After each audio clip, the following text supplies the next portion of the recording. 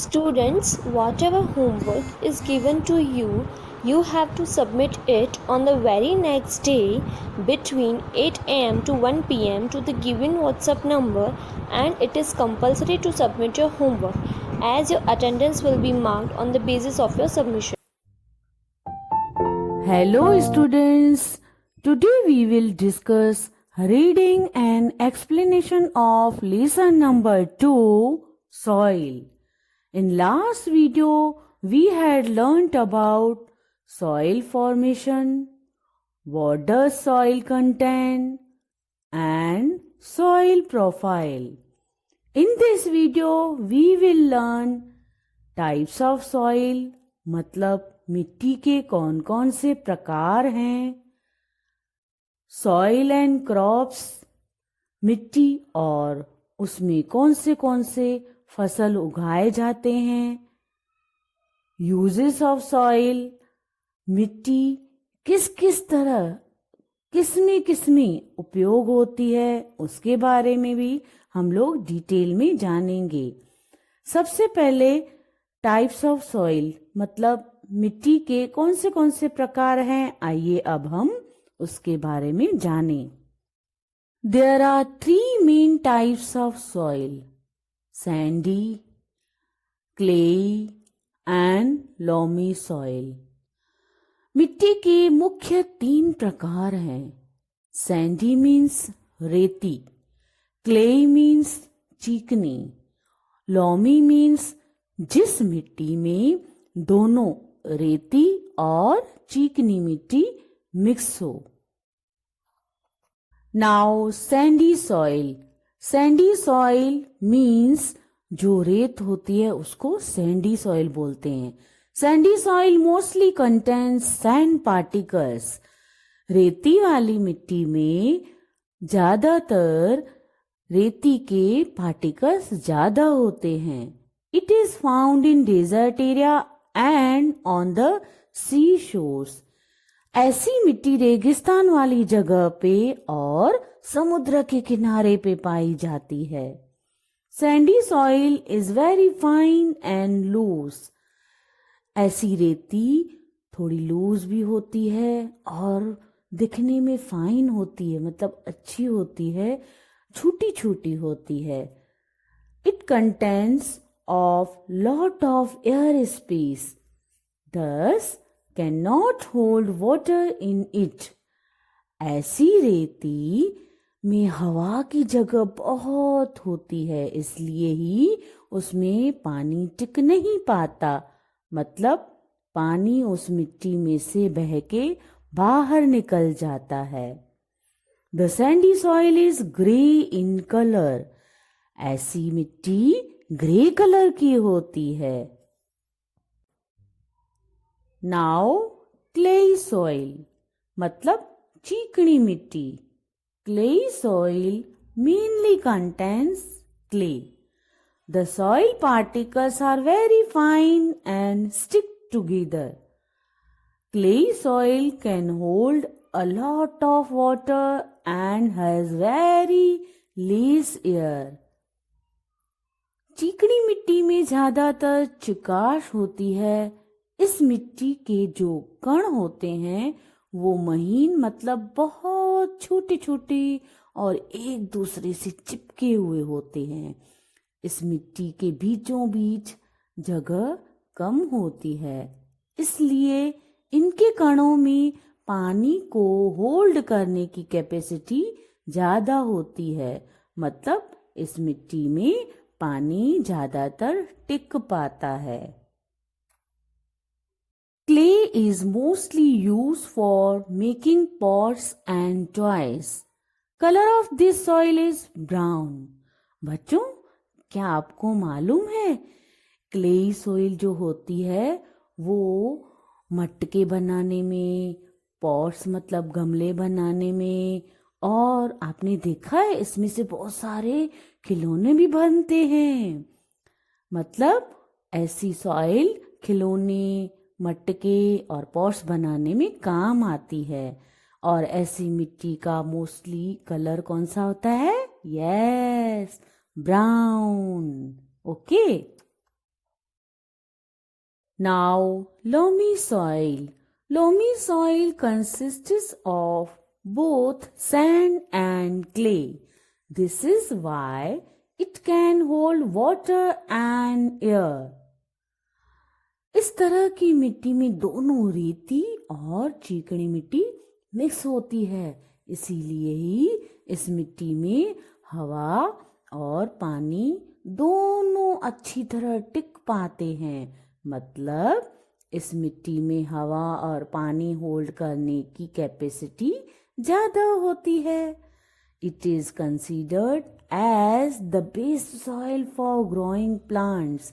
इसीलिए ही ये मिट्टी प्लांट्स के ग्रो करने के लिए बहुत अच्छी मानी जाती है। It contains lot of humus. इस तरह की मिट्टी में ह्यूमस भी ज्यादा मात्रा में होता है। मतलब इस मिट्टी में सूखे सड़े हुए पत्ते और मरे हुए जानवर होते हैं, इसीलिए इस मिट्टी को बगीचे की मिट्टी भी बोला जाता है। It is also called garden soil. Okay, इस मिट्टी में क्रॉप्स अच्छी तरह उग पाते हैं ना, इसी वजह से ये गार्डन में काम आती है। Now next heading is about soil and crops. मिट्टी और फसलें। Crops are grown according to the type of soil. Soils differ in their mineral contents. Requirement of minerals varies from crop to crop. मिट्टी का किस्म कौन सा है उस हिसाब से फसल को उगाया जाता है। एक्चुअली सॉइल का अलग होना उसमें मौजूद मिनरल्स मतलब खनिज पदार्थों पे डिपेंड होता है। मतलब उसमें कितने और कौन कौन से मिनरल्स मौजूद हैं। अलग अलग क्रॉप्स के लिए बच्चों अलग अलग मिनरल्स की जरूरत पड़ती है। Plants absorb water and minerals from the soil through roots.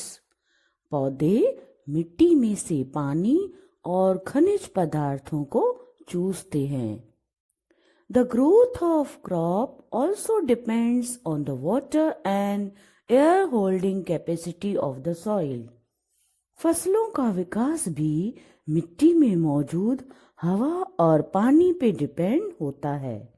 For example, most of the vegetables are grown in loamy soil, whereas rice is grown in clay soil. जैसे कि एक एग्जाम्पल से समझें, ज्यादातर वेजिटेबल्स लोमी सॉइल में grow होती है, जबकि चावल की फसल क्ले सॉइल में होती है, यानी मिट्टी में होती है जो चिकनी मिट्टी होती है। बच्चों, क्या आपको मालूम है ऐसा क्यों?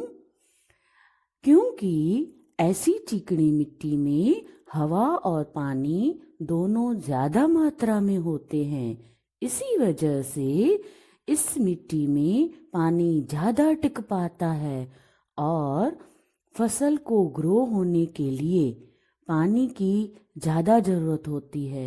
यानी यहाँ पे राइस की बात हो रही है।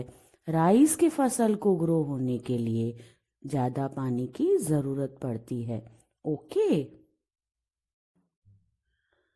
Do you know the process by which minerals move down through soil is called leaching. क्या बच्चों आपको पता है जिस प्रक्रिया से खनिज पदार्थ मिट्टी के द्वारा जमीन में नीचे जाते हैं उसको लीचिंग बोलते हैं। Now next heading is about uses of soil. मिट्टी का उपयोग। Soil is very important for all living things. Soil is used in many ways.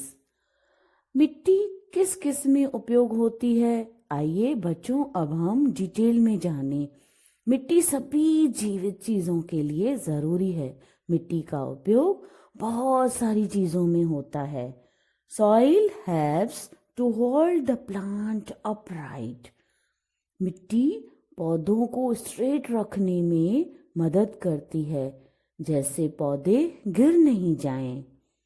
Plants get water and essential minerals from the soil. पौधे मिट्टी में से ही जरूरी पानी और खनिज पदार्थों को प्राप्त करते हैं। Soil provides home to many small animals such as earthworms. मिट्टी बहुत छोटे छोटे एनिमल्स को घर प्रोवाइड करती है, मतलब मिट्टी में ही बहुत सारे छोटे छोटे एनिमल्स रहते हैं जैसे कि earthworms. Clayey soil is used to make pots and other articles. चिकनी मिट्टी मटके, गमले और दूसरी चीजें बनाने में काम आती है। इस तरह मिट्टी का उपयोग बहुत सारी चीजों में होता है। आशा है बच्चों इस वीडियो के थ्रू आपको अच्छी तरह से समझ में आया होगा कि मिट्टी के टाइप्स कौन से हैं, मिट्टी और उसमें उगाए जाने वाले फसलों के बारे में भी, और मिट्टी का किस किस में उपयोग होता है वो अच्छी तरह से क्लियर हो गया होगा। Let's revise. Formation of the soil took many years. The soil is mainly made up of rocks. The dark brown color of the soil is due to the presence of humus. The soil is a mixture of clay, sand, humus, and gravel. Soil is made up of 3 layers: topsoil, subsoil, and bedrock. There are 3 main types of soil: sandy, clay, and loamy soil. Crops are grown according to the type of the soil. Soil is used in many ways. Thank you.